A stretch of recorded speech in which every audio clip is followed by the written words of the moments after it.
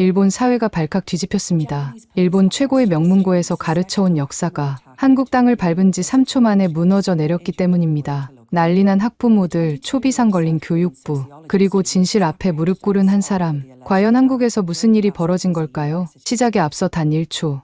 구독과 좋아요는 세상의 진실을 밝혀내는 가장 큰 힘이 됩니다. 일본이 사과할 필요가 있을까요?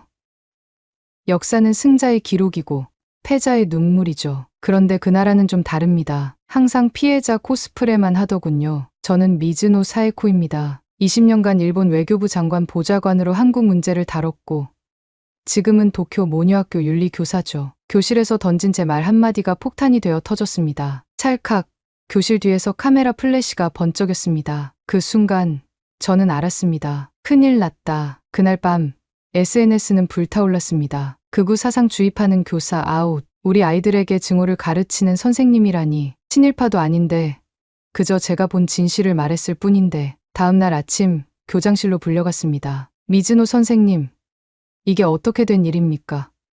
학교 이미지가 심각하게 훼손되고 있습니다. 교장 선생님 책상 위 태블릿에는 제 얼굴이 크게 떠 있었고 조회수는 이미 10만을 넘어가고 있었습니다. 죄송합니다만 제가 한 말은 20년 외교 경험을 바탕으로 한 것입니다. 학생들에게 진실을 가르치는 게 교육 아닐까요? PTA 회장이 분노한 얼굴로 책상을 쳤습니다. 진실이요?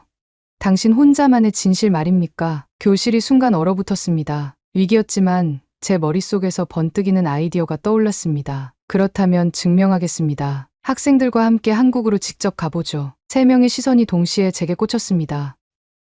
네, 수학여행으로 한국에 가겠습니다. 그들의 역사 증거라는 것이 실제로 어떤 것인지 학생들에게 직접 보여주겠습니다. 교육위원회 대표의 눈이 커졌다가 이내 미묘한 미소를 지었습니다. 의외로 좋은 제안입니다. 역사 인식 재교육의 기회로 삼으면 어떨까요?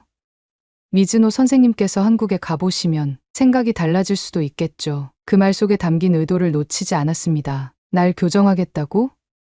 오히려 좋아. 내가 진실을 증명할 기회를 줬네. 당장 준비하겠습니다. 이틀 뒤 학교 홈페이지에는 한일 역사 인식의 현장을 찾아서라는 수학여행 공지가 올라갔습니다. 몇몇 학부모들의 반대에도 불구하고 교육위원회의 전폭적인 지지로 계획은 확정됐습니다. 비행기에 오르기 전날 밤, 저는 비밀 서랍에서 오래 간직해온 자료들을 꺼냈습니다. 외교부 시절 만든 한국의 역사 왜곡 사례 분석 보고서였죠. 페이지마다 빨간 밑줄로 가득했습니다. 이번엔 진실을 보여주겠어. 다음날 아침, 하네다 공항. 비행기에 오르기 전 동료 교사 이와사키가 제 팔을 붙잡았습니다. 사에코 선생님, 괜찮으세요? 한국에서 곤란한 상황이 생길 수도. 저는 냉정한 미소로 대답했습니다. 걱정 마세요. 한국은 기술은 흉내내고 역사만은 왜곡해왔어요. 이번에 학생들에게 그 실체를 보여주겠습니다. 비행기 안에서 창밖을 바라보며 생각했습니다. 이 여행이 끝나면 모든 것이 분명해질 거야. 하지만 그때는 몰랐습니다. 서울 땅을 밟는 순간부터 제 인생의 모든 확신이 산산조각 날 것이라는 사실을요. 그리고 결국 무릎을 꿇게 될 사람이 한국이 아닌 바로 제 자신이라는 것도요. 인천국제공항에 착륙한 순간 저는 단단히 마음의 준비를 했습니다. 여기서 진실을 보여주겠어. 그런데 3초 만에 제 표정이 굳었습니다. 거대한 유리창과 첨단 디자인의 공항이 눈앞에 펼쳐졌습니다. 외교부 시절 마지막으로 방문했던 10년 전과는 완전히 달랐습니다. 우와, 도쿄 하네다보다 더 멋있는데요? 여학생 카나코의 말에 저는 대꾸하지 않았습니다. 착각하는 거야 라고 생각했죠. 입국장에 들어서자 안내 로봇이 다가왔습니다. 건니치와. 일본에서 오셨습니까? 도움이 필요하시면 말씀해 주세요. 완벽한 일본어였습니다. 학생들이 환호성을 질렀고 저는 무표정을 유지하려 했지만 당황스러웠습니다. 입국 심사대에서도 놀라움이 계속됐습니다. 심사관은 완벽한 일본어로 인사했고 처리 속도는 믿을 수 없이 빨랐습니다. 도쿄보다 효율적인데요? 타케시가 속삭였습니다. 저는 입술을 깨물었습니다. 착각이야. 보여주기식 쇼일 뿐이야. 서울행 버스는 최신식 전기버스였고 차내 안내 시스템에서 유창한 일본어 안내가 흘러나왔습니다. 서울로 향하는 고속도로의 모습이 예상과 달랐습니다. 깔끔한 도로, 쓰레기 하나 없는 거리, 생각보다 발전했네요. 이와사키 선생님이 말했습니다. 겉모습만 그렇죠. 저는 짧게 대답했지만 마음속에는 의문이 피어났습니다. 서울 시내로 들어서자 그 의문은 더 커졌습니다. 깔끔한 거리, 자전거 전용 도로, 푸른 공원. 선생님, 서울이 세계 스마트시티 순위 3위래요.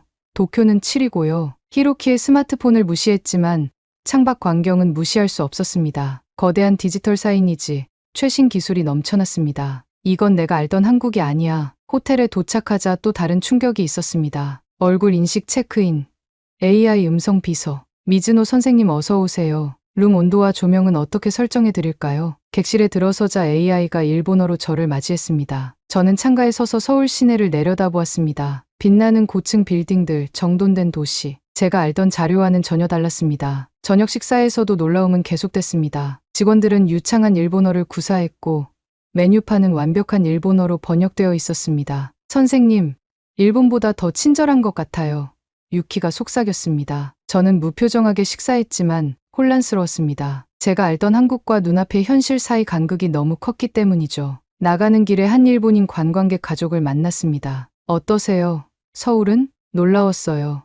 매번 더 발전해요. 딸아이는 이제 도쿄보다 서울이 더 좋대요. 그 말에 저는 잠시 말을 잃었습니다. 방으로 돌아와 서울의 야경을 바라보며 생각했습니다. 겉모습만 이런 거야. 내일부터 진짜 한국의 모습을 보게 될 거야. 그렇게 다짐했지만 이미 제 마음속에는 작은 균열이 생기기 시작했습니다. 인사동은 전통과 현대가 공존하는 곳입니다. 오늘은 한국의 문화를 느껴보세요. 가이드의 설명에 학생들은 들떠 있었지만 저는 여전히 경계를 풀지 않았습니다. 이제 진짜 한국의 모습이 드러나겠지. 인사동 거리는 예상과 달리 깔끔했고 관광객으로 북적였습니다. 일본어 간판이 곳곳에 보였죠. 자유롭게 구경하고 1시간 후에 여기서 만납시다. 학생들이 흩어지자 저는 홀로 골목을 걸었습니다. 그때 눈에 들어온 한 한복 가게. 문득 궁금증이 생겼습니다. 한복이 일본 기모노를 베낀 거라고 하던데 가게에 들어서자 60대 노신사가 미소로 맞이했습니다. 어서 오세요. 일본에서 오셨군요. 저는 놀랐습니다. 어떻게 아셨죠? 30년간 외국인 손님을 맡다 보니 눈에 익어요. 한복이 궁금하신가요? 저는 기회라 생각하고 직설적으로 물었습니다. 한복이 기모노에서 영향받았다고 하던데요. 노신사는 웃음을 터뜨렸습니다. 예상과 다른 반응이었죠. 재미있는 질문이네요. 함께 보시죠. 그는 한복과 기모노를 나란히 펼쳤습니다. 한복의 직선과 기모노의 곡선. 완전히 다른 철학입니다. 한복은 자연의 하늘과 땅을 상징하고 기모노는 인체의 곡선을 강조하죠. 저는 반박하려다 말았습니다. 두 옷의 차이점이 확연했기 때문입니다. 하지만 이런 질문을 자주 받으신가요? 기분 나쁘지 않으세요? 장인은 차분히 대답했습니다. 기모노와 한복은 철학이 달라요. 하지만 일본을 존중합니다. 우리 문화의 차이, 그건 아름다운 겁니다. 그의 관용적인 태도에 제 가슴이 불편해졌습니다. 다른 나라 사람들이 역사 문제로 따질 때는요, 역사는 중요합니다. 하지만 증오는 전통을 지키는 방법이 아니죠. 그때 장인은 작은 상자를 꺼냈습니다. 이건 제가 일본 교토에서 배운 자수기법으로 만든 브로치입니다. 한국 전통 매듭에 일본 자수를 더했죠. 선물입니다. 예상치 못한 선물에 저는 당황했습니다. 왜, 저에게요? 질문을 두려워하지 않는 분이니까요. 진실은 대화에서 시작됩니다. 가게를 나오며 브로치를 바라봤습니다. 한일 문화가 아름답게 조화된 모습이었죠. 왜 이 사람들은 이렇게 여유롭지? 학생들과 다시 만나자 유키가 물었습니다. 선생님, 괜찮으세요? 얼굴이 붉으세요. 저는 무언가 마음속에서 무너지는 소리를 들었습니다. 그것은 제가 20년간 쌓아온 벽의 첫 균열이었습니다. 오늘은 서대문형 무소역사관을 방문합니다. 가이드의 말에 저는 속으로 웃었습니다. 드디어 본색을 드러내는군. 이제야 그들의 과장된 피해의식을 보여주겠지. 버스에서 내리자 서대문형무소의 붉은 벽돌 건물이 눈앞에 펼쳐졌습니다. 학생들은 갑자기 조용해졌습니다. 입구에서 가이드가 설명했습니다. 이곳은 일제강점기 독립운동가들이 수감되었던 곳입니다. 오늘날 역사의 산 교육장으로 보존되고 있습니다. 저는 냉소적인 시선으로 전시관을 둘러보기 시작했습니다. 얼마나 과장되어 있을까? 그러나 첫 번째 전시실에 들어서자마자 제 발걸음이 멈췄습니다. 벽에는 일본어로 작성된 원본 문서들이 전시되어 있었습니다. 조선 총독부 형무소 규칙, 죄수 취조 방법에 관한 지시, 독립운동가 처벌 지침, 모두 일본 관리들이 작성한 원본 문서였습니다. 제가 외교부에서 본 적 없는 자료들이었죠. 이것들이 진짜일까? 의심스러운 마음으로 더 깊숙이 들어갔습니다. 다음 방에는 고문 도구들이 전시되어 있었습니다. 손톱 밑에 대나무 가시를 박는 도구, 물고문 장비, 전기 고문 장치. 각 도구 옆에는 일본어 문서와 함께 사진 증거가 있었습니다. 사용 방법과 효과를 상세히 기록한 보고서들이었죠. 제 손이 떨리기 시작했습니다. 그때 한 학생이 다가왔습니다. 평소 조용했던 타나카였습니다. 선생님, 이게 진짜예요? 타나카의 얼굴은 창백했고 목소리는 떨렸습니다. 그 질문에 답해야 했지만 제 입에서는 말이 나오지 않았습니다. 더 깊숙이 들어가자 또 다른 충격이 기다리고 있었습니다. 일제시대 감옥 수감자 명단과 독립운동가 사진들이 벽면을 가득 채우고 있었습니다. 그중 한 사진 앞에서 저는 걸음을 멈췄습니다. 고문 후 전신이 피투성이가 된 여성의 사진이었습니다. 그녀의 눈은 의지로 가득 차 있었죠. 유관순, 만 17세, 독립운동 중 체포되어 고문 끝에 순국. 저는 숨을 쉴 수 없었습니다. 17살, 우리 학생들과 같은 나이였습니다. 학생들도 침묵 속에서 전시물을 바라보고 있었습니다. 아무도 말을 하지 않았지만 그들의 눈은 많은 질문을 담고 있었습니다. 마지막 전시실에는 치밀하게 정리된 문서가 있었습니다. 1910에서 1945년 일제강점기 독립운동가 처형 기록, 이름, 나이, 체포 이유, 고문 방법, 사망 원인이 상세히 기록되어 있었습니다. 그리고 그 아래 놓인 것은 일본 관리들이 작성한 일본어로 된 원본 보고서였습니다. 모리 선생님이 작게 속삭였습니다. 이런 것들이 우리 역사 교과서에는 없었어요. 저는 아무 말도 할 수 없었습니다. 20년간 외교부에서 접했던 사실들이 무너지는 소리가 머릿속에서 울렸습니다. 마지막 방을 나오는데 고등학생 유미가 제 옆으로 다가왔습니다. 평소 밝고 활발했던 학생이었지만 이제 그녀의 눈에는 눈물이 고여 있었습니다. 선생님, 이게 진짜예요? 두 번째로 같은 질문을 받았습니다. 그리고 이번에도 저는 대답할 수 없었습니다. 형무소를 나와 햇빛 아래 섰을 때 저는 여전히 말을 잃은 상태였습니다. 학생들도 평소와 달리 조용했습니다. 버스로 돌아가는 길, 제 발걸음은 무거웠습니다. 마치 20년간의 확신이라는 무게를 짊어진 듯했죠. 그날 밤, 호텔 방에서 저는 창밖을 바라보며 생각했습니다. 내가 알던 역사는 어디까지가 진실이었을까? 20년간의 외교 경험,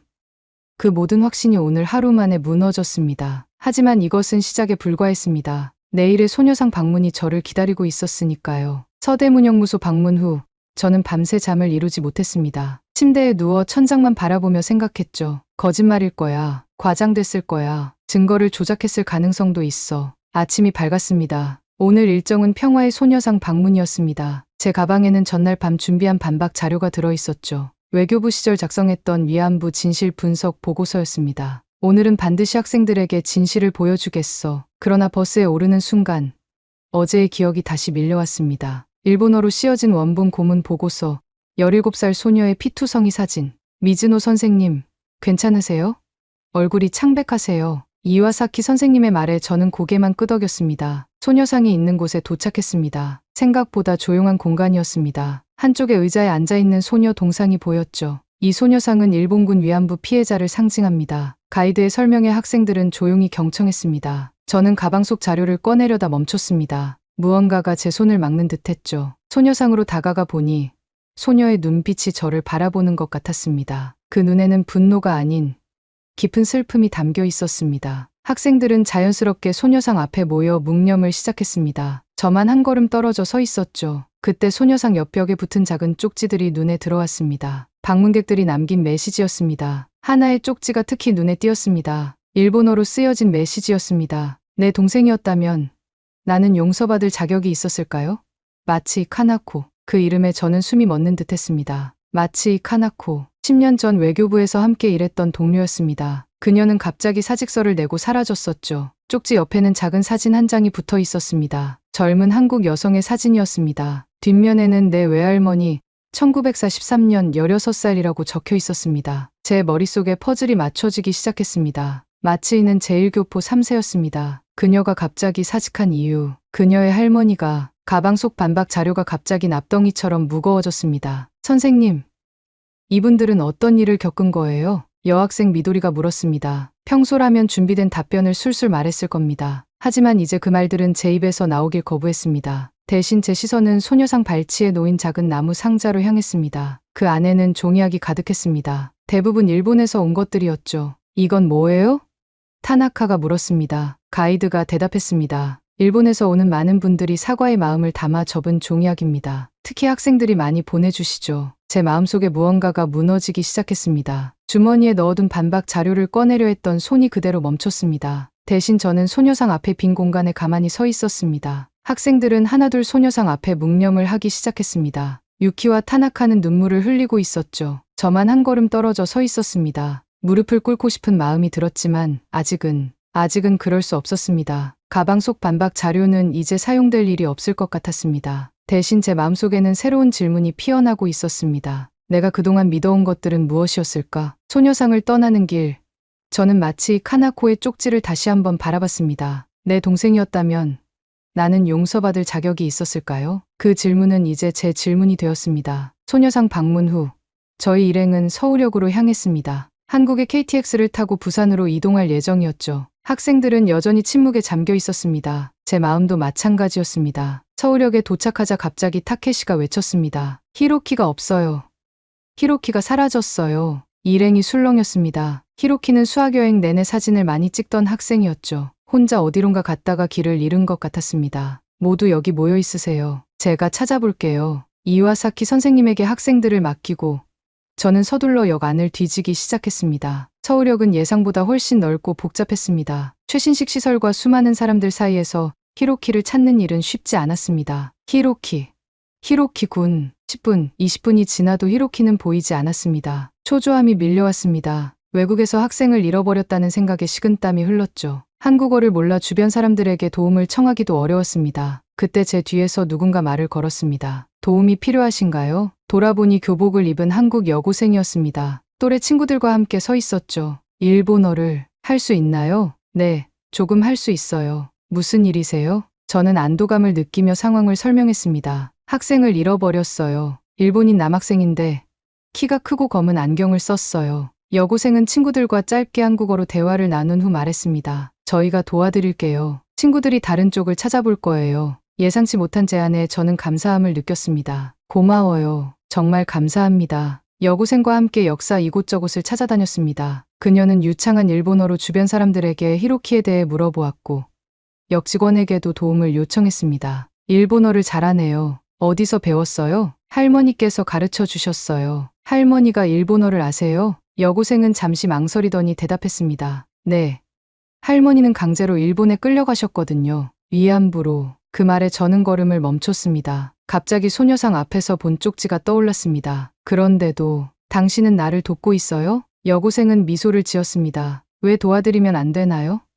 선생님은 잘못이 없잖아요. 그 순간 제 마음에 커다란 충격이 왔습니다. 이 소녀는 가장 큰 피해를 입은 사람의 손녀임에도 증오가 아닌 연민으로 저를 대하고 있었습니다. 하지만 당신 할머니가 그런 끔찍한 일을 겪었는데 맞아요. 할머니는 너무 고통스러운 시간을 보내셨어요. 하지만 할머니가 늘 말씀하셨어요. 증오는 또 다른 증오만 낳는다고요. 소녀의 말은 계속되었습니다. 용서는 강자가 하는 게 아니라 진실을 아는 자가 하는 겁니다. 할머니는 진실이 알려지길 원하셨어요. 복수가 아니라 그 말 어디서 배웠니? 제 할머니가 위안부 피해자였어요. 할머니의 마지막 말씀이었습니다. 그 순간 저는 창피함과 죄책감을 동시에 느꼈습니다. 20년간 외교관으로서 진실이라 믿었던 것들이 얼마나 공허했는지 깨달았습니다. 저기 있어요. 찾았어요. 여고생의 친구가 달려와 외쳤습니다. 멀리서 히로키가 걱정스러운 표정으로 다가오고 있었습니다. 선생님, 죄송해요. 사진 찍다가 길을 잃었어요. 안도감에 젖어 히로키를 맞이했습니다. 여고생과 그녀의 친구들에게 깊이 감사 인사를 드렸습니다. 정말 고마워요. 당신이 아니었다면. 여고생은 미소 지었습니다. 괜찮아요. 우리는 이웃이잖아요. 헤어지기 전 저는 물었습니다. 이름이 뭐예요? 윤소라예요. 언제든 서울에 오시면 연락하세요. 그녀는 메모지에 이메일 주소를 적어 건넸습니다. 기차에 오르며 창밖으로 손을 흔드는 소라를 바라봤습니다. 제 마음속에서는 무언가가 크게 변하고 있었습니다. 기차가 출발하고 서울의 풍경이 지나가는 동안 저는 소라의 말을 되새겼습니다. 용서는 강자가 하는 게 아니라 진실을 아는 자가 하는 겁니다. 그 순간 저는 결심했습니다. 다시 소녀상으로 돌아가야겠다고. 부산 일정을 마치고 서울로 돌아오는 길, 저는 기차 창밖만 바라보고 있었습니다. 마음속에는 꼭 해야 할 일이 있었습니다. 이와사키 선생님, 부탁이 있어요. 네, 무슨 일이세요? 오늘 저녁 학생들을 호텔로 데려다 주실 수 있나요? 제가 잠시 들러야 할 곳이 있습니다. 이와사키 선생님은 의아한 표정을 지었지만 고개를 끄덕였습니다. 서울역에 도착하자마자 저는 택시를 잡았습니다. 평화의 소녀상으로 가주세요. 택시 기사는 백미러로 저를 힐끗 보더니 고개를 끄덕였습니다. 일본인임을 알아챈 것 같았습니다. 소녀상 앞에 도착했을 때는 이미 해가 저물고 있었습니다. 다행히 사람들이 거의 없었습니다. 소녀상은 그날처럼 의자에 고요히 앉아 있었습니다. 천천히 다가가 소녀상 앞에 섰습니다. 그녀의 눈을 바라보는 것이 이상하게 어려웠습니다. 마치 제 영혼을 들여다보는 것 같았기 때문이죠. 제 머릿속에는 이번 여행의 모든 순간이 스쳐 지나갔습니다. 서대문형 무소의 고문 도구들, 마치의 쪽지, 서울역에서 만난 소라와 그녀의 할머니 이야기, 그리고 20년간 외교부에서 일하며 확신했던 모든 진실들이 무너지는 소리가 들렸습니다. 아무도 시키지 않았습니다. 그 누구도 강요하지 않았습니다. 하지만 저는 천천히 소녀상 앞에 무릎을 꿇었습니다. 무릎이 차가운 바닥에 닿는 순간 뜨거운 눈물이 제 뺨을 타고 흘러내렸습니다. 20년간 단 한 번도 흘리지 않았던 눈물이었습니다. 미안합니다. 작게 속삭였습니다. 누구에게 하는 말인지 저도 몰랐습니다. 소녀상에게? 위안부 할머니들에게? 아니면 20년간 스스로를 속여온 제 자신에게? 주머니에서 수첩을 꺼내 한 페이지를 찢었습니다. 떨리는 손으로 적었습니다. 이건 교과서에 없었지만 제 마음엔 새겨졌습니다. 쪽지를 소녀상 발치에 놓는 순간 누군가 제 어깨를 톡톡 쳤습니다. 놀라서 돌아보니 학생들이었습니다. 타나카, 유키, 히로키, 그리고 이와사키 선생님까지 모두가 그곳에 서 있었습니다. 어떻게 선생님을 따라왔어요. 이와사키 선생님이 부드럽게 미소 지었습니다. 학생들이 걱정했거든요. 학생들의 눈에는 놀라움이 가득했습니다. 그들의 강인하고 단호했던 선생님이 소녀상 앞에 무릎 꿇고 있는 모습을 본 것이니까요. 잠시 침묵이 흘렀습니다. 그리고 타나카가 앞으로 나와 저와 함께 무릎을 꿇었습니다. 이어서 유키, 히로키, 모든 학생들이 하나둘씩 소녀상 앞에 무릎을 꿇었습니다. 아무 말도 없었습니다. 그저 함께 무릎 꿇어 묵념할 뿐이었습니다. 하지만 그 침묵은 그 어떤 말보다 강력했습니다. 학생들의 눈에서도 눈물이 흘렀습니다. 그것은 단순한 동정이 아니었습니다. 진실을 마주한 인간의 가장 순수한 감정이었습니다. 해가 완전히 지고 소녀상 주변의 가로등이 하나둘 켜지기 시작했습니다. 우리는 그렇게 한참을 무릎 꿇은 채로 있었습니다. 마침내 일어나 호텔로 돌아가는 길. 아무도 말을 하지 않았습니다. 하지만 모두의 마음속에는 무언가가 깊이 변화하고 있었습니다. 그날 밤 호텔 방에서 저는 오랜만에 깊은 잠에 빠졌습니다. 20년간의 무거운 짐을 내려놓은 듯한 평온함이었습니다. 꿈속에서 저는 소녀상이 살아 움직이는 것을 보았습니다. 그녀는 저에게 미소 지으며 손을 내밀었습니다. 그리고 말했습니다. 진실은 아프지만 그것이 치유의 시작입니다. 다음 날 아침 일본으로 돌아가는 비행기에 오르며 저는 결심했습니다. 이제 진정한 여행이 시작되었다고. 미즈노 선생님, 학교 이사회에서 결정된 사항입니다. 한 달간의 업무 정지와 공식 사과문 발표를 요구합니다. 일본으로 돌아온 지 이틀 만에 교장실에서 들은 말이었습니다. 수학여행 이전에 저였다면 분노했을 테지만 이상하게 마음이 평온했습니다. 이해합니다. 하지만 사과할 일은 없습니다. 교장 선생님과 이사들이 놀란 표정을 지었습니다. 그럼 징계를 받아들이신다는 뜻인가요? 아닙니다. 사표를 제출하겠습니다. 그 자리에서 준비해온 사직서를 내밀었습니다. 교장 선생님은 당황한 기색이 역력했습니다. 갑작스럽게 무슨 새로운 시작을 하려고 합니다. 제가 해야 할 일이 분명해졌어요. 사직서를 제출하고 나오는 길. 복도에서 학생들이 기다리고 있었습니다. 한국 수학여행에 함께했던 학생들이었죠. 선생님, 정말 그만두시는 거예요? 타나카의 눈에는 걱정이 가득했습니다. 네.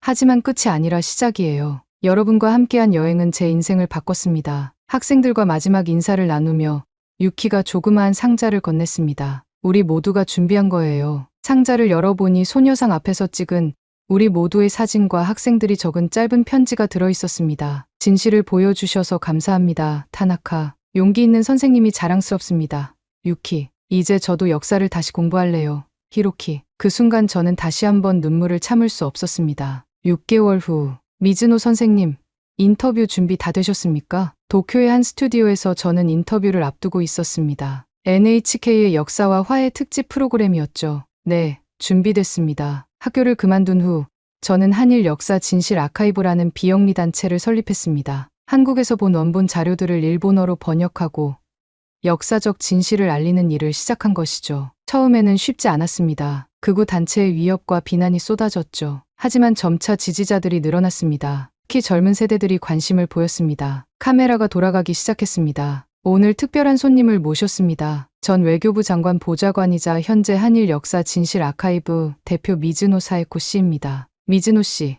이 단체를 설립하게 된 계기가 있으신가요? 질문에 저는 잠시 생각에 잠겼습니다. 제 인생을 완전히 바꿔놓은 그 여행, 서대문형 무소의 문서들, 소녀상 앞에 쪽지, 서울역에서 만난 소라, 그리고 무릎 꿇었던 그 순간, 한국 여행에서 만난 진실 때문입니다. 저는 20년간 외교부에서 한국 관련 업무를 담당했지만 진정한 역사는 보지 못했어요. 교과서에 없는 이야기들, 우리가 외면해온 증거들을 마주했습니다. 그런 변화가 쉽지는 않았을 것 같습니다. 비난도 많이 받으셨죠? 물론입니다. 하지만 제가 깨달은 건 진실을 외면했던 시간보다 진실을 마주한 하루가 더 강력했다는 겁니다. 한번 깨어난 양심은 다시 잠들 수 없어요. 인터뷰가 끝난 후 스튜디오를 나오는데 한 노인이 기다리고 있었습니다. 마치 카나코였습니다. 10년 만에 재회였죠. 보좌관님, 아니, 미즈노 씨, 뉴스를 보고 찾아왔어요. 우리는 오랫동안 포옹했습니다. 말없이도 서로가 어떤 여정을 거쳐왔는지 이해했기 때문입니다. 카페에 앉아 마치이는 말했습니다. 할머니 이야기를 해드릴게요. 제가 왜 갑자기 외교부를 그만뒀는지. 그날 밤